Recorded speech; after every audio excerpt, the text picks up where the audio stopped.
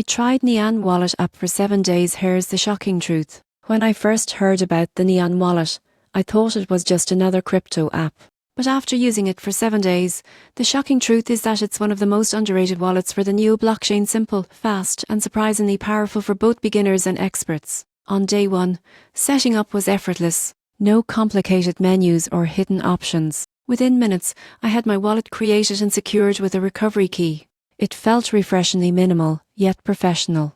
By day 2, I was exploring its core purpose, managing NEO and gas. Most people get this wrong, but Neon Wallet isn't just a place to store coins. It automatically claims your gas rewards, meaning you're constantly earning just by holding NEO. That's passive income built right into your wallet. Midweek, I tested transactions. Sending and receiving NEO took seconds, with low fees and clear confirmations. I even connected it to a Ledger hardware wallet for added security, and everything worked flawlessly.